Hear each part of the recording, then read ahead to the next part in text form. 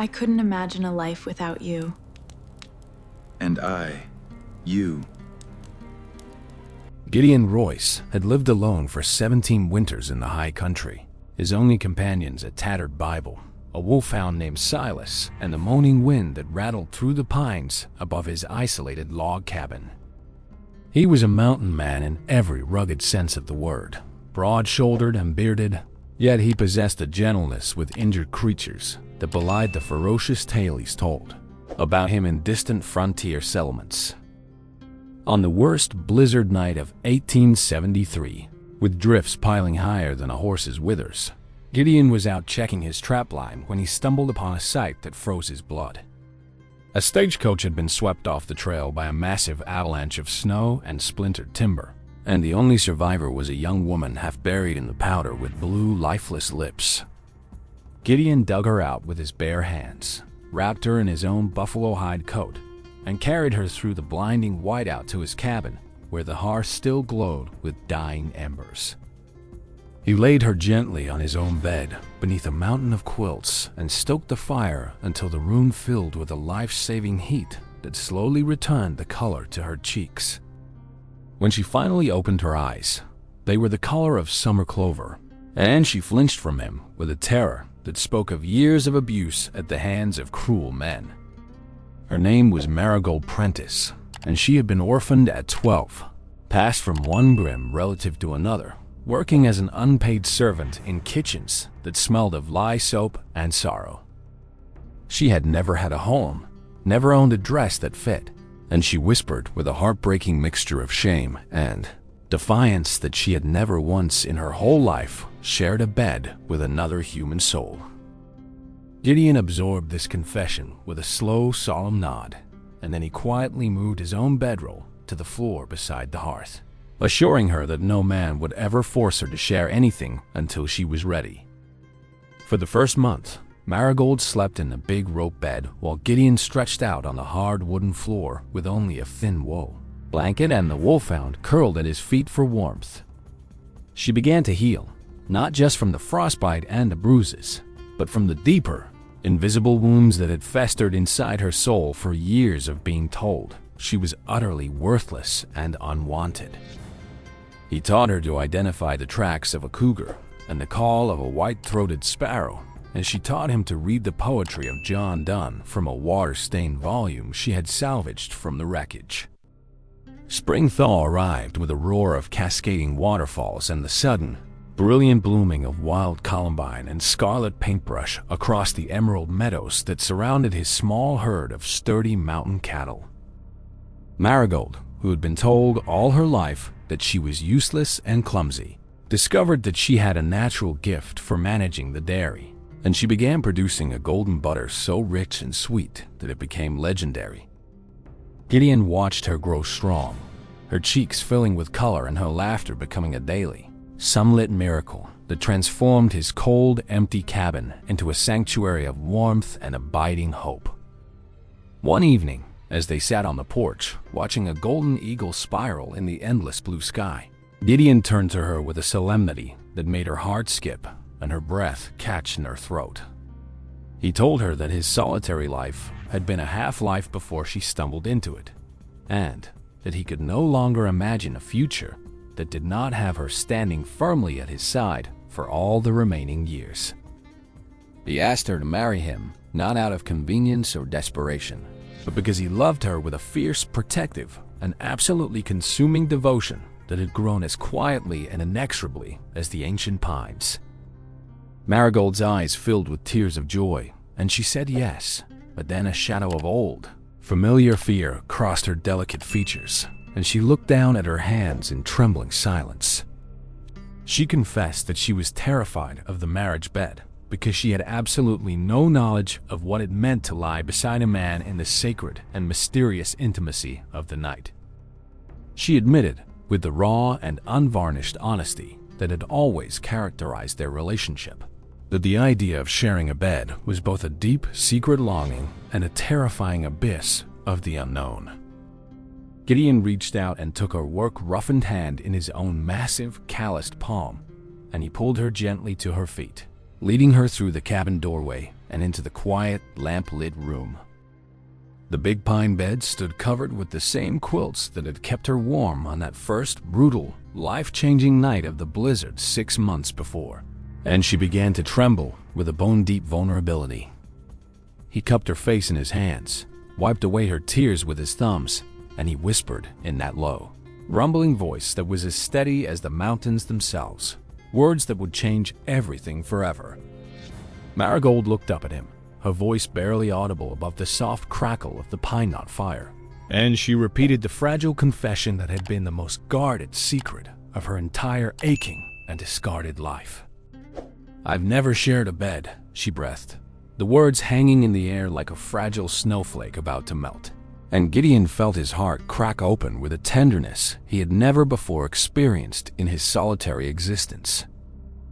He leaned closer, his breath warm against her ear, and he spoke the words that would become the cornerstone of their entire magnificent and redemptive life together, a simple phrase that held the weight of 1,000 promises. The mountain man whispered, his voice thick with emotion that he rarely allowed to surface, "Then share mine forever, and we will learn the rhythm of the stars and the language of the moonlight together, one night at a time." He promised her that there would be no fear and no rush in their bed, only love and the patient grace of a God who had brought her to him through a blizzard and a miracle that he still could not fully comprehend. On their wedding night, after a simple ceremony under the same ancient pine where an eagle still nested like a feathered king, Marigold finally lay down beside her husband in the big soft bed that was now their shared and sacred harbor. She discovered that sharing a bed was not the frightening, painful ordeal that the village gossips had whispered about, but rather a profound and beautiful mystery of warmth and synchronized heartbeats in the darkness. Gideon was endlessly patient, letting her set the pace of their intimacy, and he found that simply holding her close through the long, silent nights was a joy so complete that it far surpassed any physical pleasure he had ever imagined. The mountain man who had once slept on a hard floor for a stranger now could not sleep unless he felt the gentle rise and fall of her breathing against his chest, a rhythm that became the metronome of his entire transformed life. Within a year, the Royce Ranch was thriving beyond anything Gideon had ever dared to hope, because Marigold's butter and cheese and her savvy bookkeeping turned their small operation into a beacon of frontier prosperity. She started a small Sunday school in the cabin, and the children of neighboring homesteaders would ride over the mountain passes to learn there. Letters from the gentle woman who had once been told she was utterly incapable of anything valuable. Gideon built a sprawling addition to the cabin, a proper bedroom with a large window that faced the sunrise and a big, sturdy bed made of hand-carved aspen that he had shaped with his own 2 hands over a long and loving winter. Their first child, a son named after Gideon's own father, who had perished in a Comanche raid long ago, was born in that very bed, with Marigold's cries of labor giving way to tears of overwhelming and grateful joy. The story of Marigold's confession and Gideon's whispered promise spread throughout the frontier, and it became a cherished legend among the mountain families, a testament to the truth that pure love is always patient and always kind. As the years rolled on like the steady flow of the nearby creek, Marigold became known as the Angel of the Absaroka, a woman who would ride for 2 days through harsh weather to tend a sick child or help a frightened young bride understand the gentle and respectful love she had been taught. Gideon never once made her feel ashamed of her past ignorance or her lingering scars, and he often told her that her confession about never sharing a bed had been the single most precious and trust-filled gift he had ever received from any human soul. They raised 4 children to adulthood, each one taught the values of hard work, deep faith, and the absolute certainty that a person's worth is not measured by their past sufferings, but by their capacity to love, without any condition or reservation. The big aspen bed became a family heirloom, the place where babies were born, where fevers were nursed, and where an aging Gideon would still reach for his beloved Marigold's hand every single night, just to feel her comforting, familiar warmth. On the morning of their 50th anniversary, Marigold woke to find Gideon already awake and watching her with those same pale blue eyes that had first gazed upon her with worry and wonder when he dug her from the freezing snow.